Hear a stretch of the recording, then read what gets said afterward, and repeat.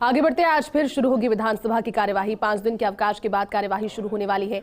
Budget सत्र की आज तीसरी बैठक होगी। राज्यपाल के अभिभाषण पर सदन में बहस जारी रहेगी। प्रदेश में हुई ओलावृष्टि का सदन में मुद्दा उठ सकता है, क्योंकि विधानसभा में आज फसल खराबी के मुद्दे को लेकर भी बात की जाएगी संभवतः, क्योंकि बीते दिनों जिस तरह से मौसम बदला, इसके बाद में तेज अतिवृष्टि भी कई जगहों पर हुई, ओलावृष्टि भी हुई। किसानों को मुआवजे की मांग विपक्ष करने वाला है। विभिन्न विभागों की अधिसूचनाएं, वार्षिक प्रतिवेदन भी पटल पर जाएंगे। चलिए एक बार फिर से जुड़ते हैं वरिष्ठ सहयोगी नरेश जी के साथ में, क्योंकि जुड़ चुके हैं हमारे साथ। नरेश जी, विधानसभा की पहले की कार्रवाई अगर देखें, बजट सत्र की शुरुआत जब हुई थी तो हंगामेदार रही थी। आज 5 दिन के ब्रेक के बाद में एक बार फिर से विधानसभा का सत्र आहूत हो रहा है। क्या खास रह सकता है आज के दिन?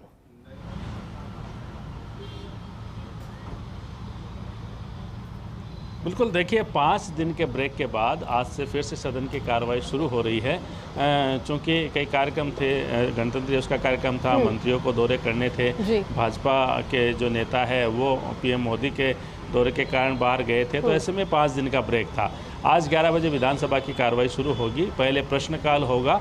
आज ज़्यादा विधायी कार्य नज़र नहीं आ रहे हैं, सिर्फ जो विभिन्न विभागों के प्रतिवेदन हैं वो ही सदन के पटल पर रखे जाएंगे, लेकिन प्रश्नकाल और शून्यकाल में कई अहम मुद्दे हैं वो आज सदन में आ सकते हैं। इसके बाद जो राज्यपाल के अभिभाषण पे जो चर्चा शुरू हुई थी, अगर हम 24 जनवरी की बात कर ले, जो शुरुआत हुई थी वो आज भी जारी रहेगी। आज भी लगातार जो भाजपा के जो विधायक है और जो कांग्रेस के विधायक है वो लगातार अपनी बात रखेंगे। अन्य जो पार्टी के जो विधायक, निर्दलीय विधायक है, उनको भी मौका मिलेगा अपनी बात रखने का। तो आज प्रश्नकाल होगा, शून्यकाल होगा और कई जो विधायी कार्य है, जो सामान्य जो प्रतिवेदन रखने के वो होंगे, और साथ में राज्यपाल का जो अभिभाषण है उस पर चर्चा फिर से शुरू होगी। लेकिन भारतीय जनता पार्टी की कोशिश रहेगी कि शून्यकाल में विभिन्न मुद्दों के माध्यम से, या जब राज्यपाल का अभिभाषण पे जब डिबेट हो तब सरकार को घेरने की कोशिश में। लेकिन सरकार की तैयारी कैसे है जान लेते हैं। उप मुख्य सचेतक महेंद्र चौधरी है, वो हमारे साथ मौजूद है। महेंद्र जी, 5 दिन का ब्रेक है, सदन फिर से शुरू हो रहा है। भाजपा लगातार आक्रामक है, चाहे पेपर लीक का मामला हो, उनके एक नेता जो है वो धरने पे बैठे हैं, और लगता है कि आज भी सदन में जो है वो महत्वपूर्ण मुद्दे हैं वो उठाएंगे। क्या आपकी तैयारी रहेगी? क्या भाजपा आज अहमदाबाद के पेपर लीक मुद्दे पे चर्चा करेगी या उसको सीबीआई में देने की चर्चा करेगी? कल तक भाजपा जो चिल्ला रही थी, अगर उनमें थोड़ा बहुत भी मानवीय अगर तो दृष्टिकोण है तो अहमदाबाद को देखें, वो किस प्रकार 9.5 लाख बच्चों का नुकसान हुआ है, उसकी मांग उठावे सीबीआई में या अपनी पार्टी को कहें। जब यहाँ पर पूरी कार्रवाई हो चुकी है, बेवजह तुल दिया जा रहा है, कोई मतलब नहीं है। सदन में अच्छी तरह से कार्रवाई चल रही है, विधायी कार्य भी हो रहे हैं, उसके अलावा जो है अपने चर्चा भी हो रही है राज्यपाल के महोदय के अभिभाषण के ऊपर। आज फिर चर्चा होगी, कल भी चर्चा होगी, फिर 2 तारीख को सीएम साहब जवाब देंगे, उसके बाद बजट आएगा। बेमतलब इनको हावलट करने के अलावा किसी प्रकार का कोई मतलब नहीं है। पहले यहाँ पर आ गए, फसल खराबा हो गया, फसल खराबा हो तो हमने गिरदावरी रिपोर्ट भी कर ली, हमारे अधिकारियों ने, पटवारियों ने कलेक्टर्स को दे दी है, उसका मुआवजा की तैयारी भी मिल रही है। कोई मुद्दा ही नहीं है यहाँ पर। अगर आज कोई मुद्दा है, और अगर है तो वो अहमदाबाद का पेपर लीक का मुद्दा है, जो बीजेपी को उठाना चाहिए सदन में। बीजेपी को मुद्दा उठाना चाहिए, और आपको अपने बचाव के लिए अच्छा मौका मिला है कि गुजरात का जो मुद्दा है उसके बारे में जो है उनको पलटवार करें। लेकिन जिस तरह से मौसम ख़राब रहा है पिछले 2 दिन से, किसानों की चिंता बढ़ी है, तो लगता है इसके बारे में भी सरकार चिंता करेगी कहीं फसल ख़राब हुई है तो? देखिए, पाला पड़ा तो निश्चित रूप से किसान को नुकसान हुआ, वो उसकी गिरदावरी हो रही है। अभी जो बरसात हुई है उसमें नुकसान भी हुआ है, और उसका बरसात जब भी होती है तो किसान को उसका फ़ायदा भी होता है, इसमें कोई दो राय नहीं है, क्योंकि चारा नहीं होने की समस्या आती है, चारा भी होगा, पानी भी आ रहा है तो वो उसका भी फ़ायदा भी होगा। लेकिन जहाँ जहाँ नुकसान होगा वहाँ पर सरकार पूरी तरह सावचेत है, और निश्चित रूप से उसकी जो भी मुआवजे की कार्रवाई है वो सरकार करेगी। सरकार तैयार है। लेकिन आपकी जो पार्टी के कुछ विधायक है वो ही मंत्रियों पर सवाल उठाते हैं। पीसीसी में एक विधायक ने सवाल उठाया था कि मंत्री उनके काम नहीं करते, तो आपके खुद के विधायकों से कैसे निपटेंगे? कहीं सदन में तो इस तरह के मामले नहीं उठ जाएंगे? देखिए, हर पार्टी में कोई न कोई बात करने का सबको अपना अपना अधिकार है, लेकिन पार्टी की गरिमा तय तरीके से सही प्लेटफार्म के उस बात को उठाना चाहिए। और राजनीतिक दल के अंदर जब सरकार सत्ता में होती है तो निश्चित रूप से महत्वाकांक्षाएं भी बहुत ज़्यादा होती है। उस बात को लेकर अगर कहीं पर कोई बात उठाई भी जाती है तो मेरा ये मानना है कि वो पार्टी के मुखिया जी के पास में उठाना चाहिए, अपने रंधावा जी के पास उठाना चाहिए, और ज़्यादा हो तो अपने सोनिया गांधी जी, राहुल गांधी जी के पास में उठाना चाहिए। ये परिवार का मामला हमारा। उप मुख्य सचिव महेंद्र चौधरी ने बड़ी बात की है कि भाजपा को अब गुजरात के पेपर लीक मामले पे बात कर लेनी चाहिए। रामपाल जी जो है भाजपा के वरिष्ठ विधायक है वो मौजूद है हमारे साथ, उनसे बात कर लेते हैं। पेपर लीक महत्वपूर्ण मुद्दा था, लेकिन अब एक मुद्दा इनके हाथ में है कि गुजरात में लीक हुआ है तो सीबीआई जांच वहाँ क्यों नहीं कर ली जाए।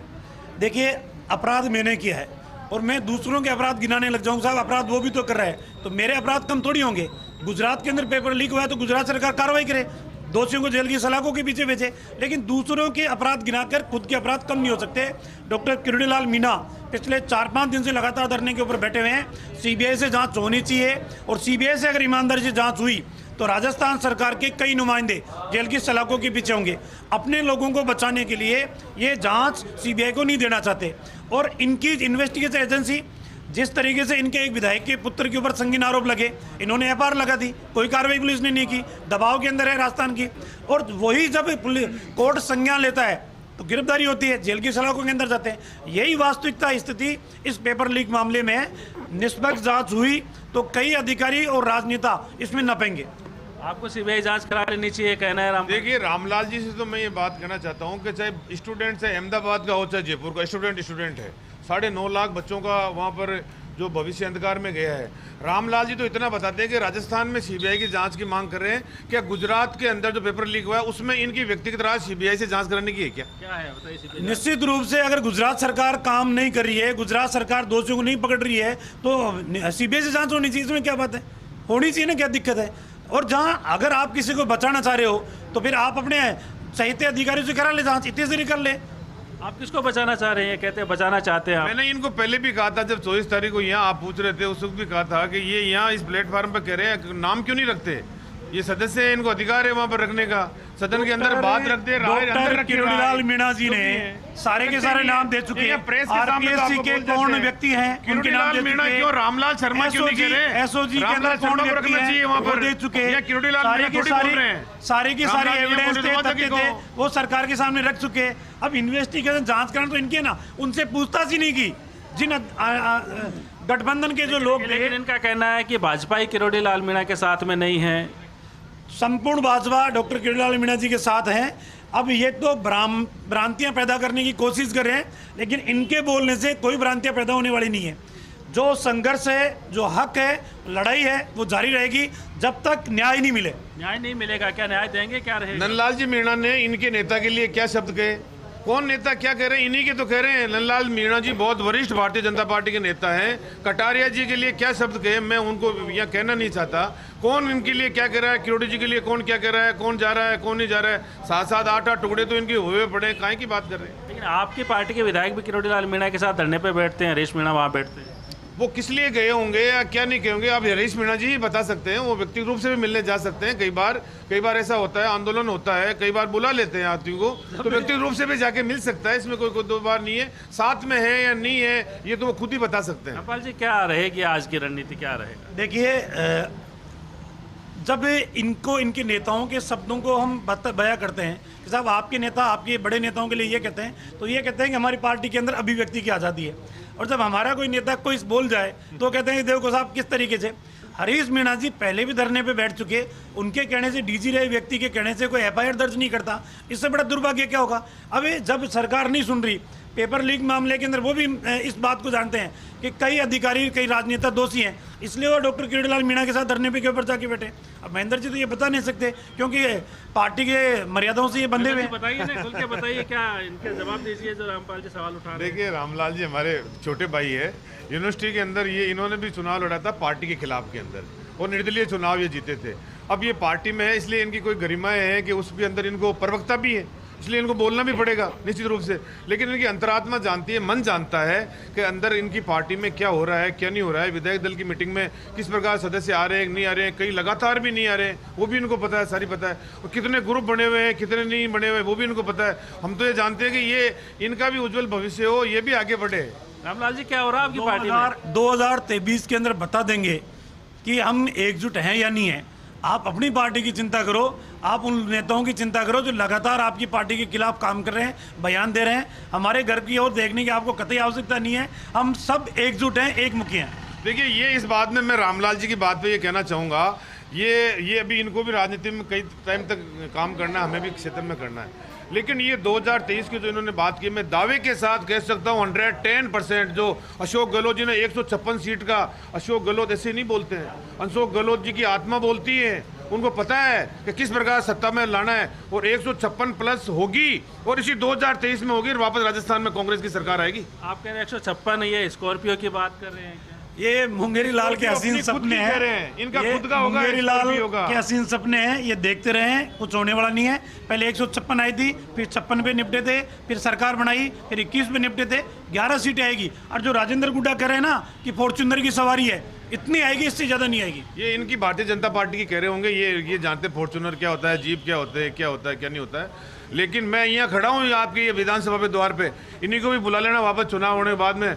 मैंने जो शब्द कहे आपको, पिछली बार बजट पेश हुआ था तभी भी मैंने कहा था, उससे पहले राज्यसभा का चुनाव हुआ, उपचुनाव हुआ, तभी मैंने इस बात को दोहराया है। मेरे पुराने वक्तव्य आप देख सकते हैं, सारे सच्चे निकलते हैं। और आज फिर मैं कह रहा हूँ कि जो बात कही है, राजस्थान में हम जाते हैं जनता के बीच के अंदर, जनता ने तय कर लिया है कि राजस्थान में वापस कांग्रेस पार्टी को लेके आना है, लेके आएंगे 100%, इसमें कोई दोहराई नहीं है।